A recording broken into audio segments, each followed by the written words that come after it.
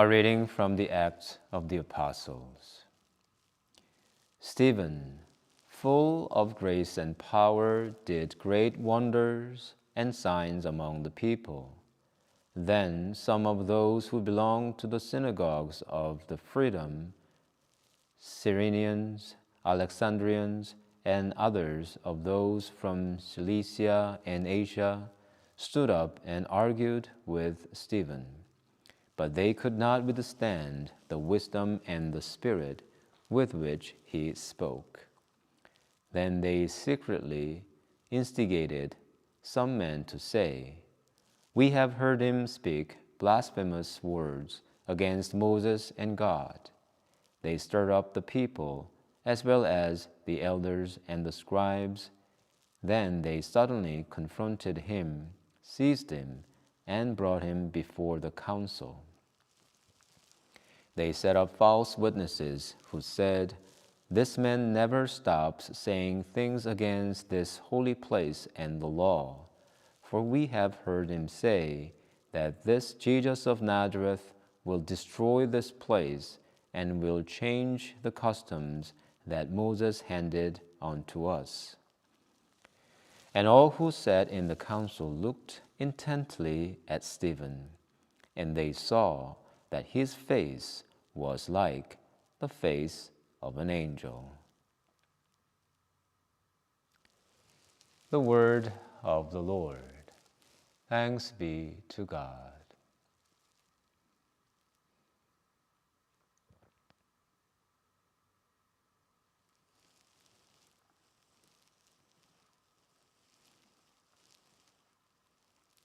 Happy are they who follow the law of the Lord. Even though princes sit plotting against me, your servant will meditate on your statutes. Your decrees are my delight, they are my counselors. Happy are they who follow the law of the Lord. When I told of my ways, you answered me, "Teach me your statutes." Make me understand the way of your precepts, and I will meditate on your wondrous works. Happy are they who follow the law of the Lord. Put false ways far from me, and graciously teach me your law. I have chosen the way of faithfulness. I set your ordinances before me. Happy are they who follow the law of the Lord. Alleluia. No one lives on bread alone, but on every word that comes from the mouth of God. Alleluia.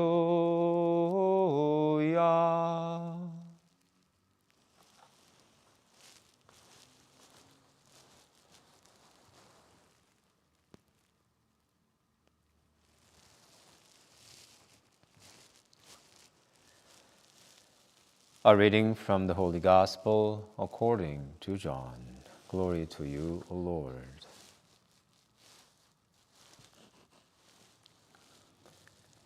After Jesus had fed the crowd from the 5 loaves, he crossed the lake by walking on the sea. The next day, the crowd that had stayed on the other side of the sea saw that there had been only one boat there. They also saw that Jesus had not got into the boat with his disciples, but that his disciples had gone away alone. Then some boats from Tiberias came near the place where they had eaten the bread after the Lord had given thanks. So when the crowd saw that neither Jesus nor his disciples were there, they themselves got into the boats and went to Capernaum looking for Jesus. When they found Jesus on the other side of the sea, they said to him, "Rabbi, when did you come here?" Jesus answered them, "Very truly I tell you, you are looking for me, not because you saw signs, but because you ate your fill of the loaves. Do not work for the food that perishes, but for the food that endures for eternal life, which the Son of Man will give you. For it is on him that God the Father has set his seal." Then they said to him, "What must we do to perform the works of God?" Jesus answered them, "This is the work of God, that you believe in him whom he has sent." The Gospel of the Lord. Praise to you, Lord Jesus Christ.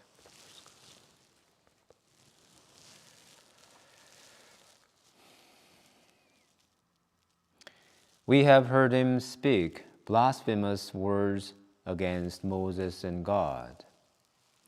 This man never stopped saying things against this holy place and the law, for we have heard him say that this Jesus of Nazareth will destroy this place and will change the customs that Moses handed on to us. These are the accusations the Greek Jews falsely made against Stephen. Do you find them familiar? Where have you heard them before? Yes, they are like the accusations against Jesus. The first martyr of the church follows the footsteps of the Lord. Jesus had already told his disciples that his followers would be brought to the court with false accusations. But let us take a moment to see the nature of those accusations. Now, because there are no victims found, the false witnesses allege that the divine authority, the temple, the law, and their customs have been threatened.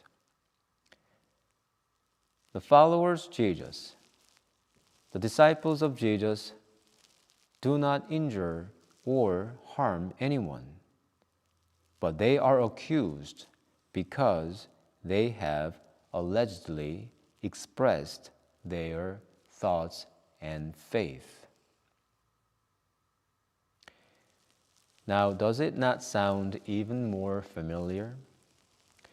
Those who experienced any fascist regime before would notice right away this is how fascists oppress people.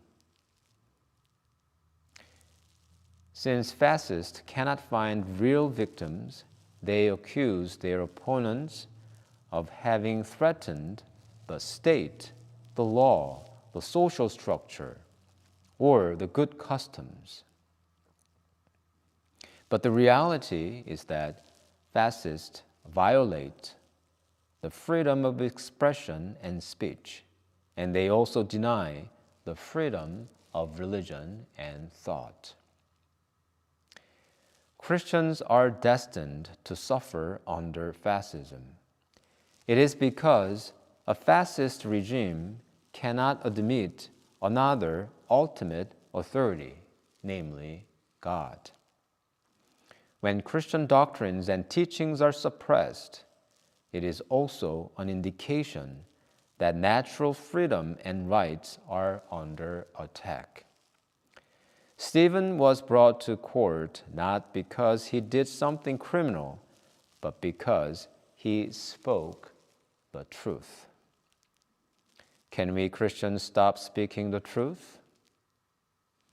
If we stop, we give up not only being the followers of Christ, but also exercising natural human freedom.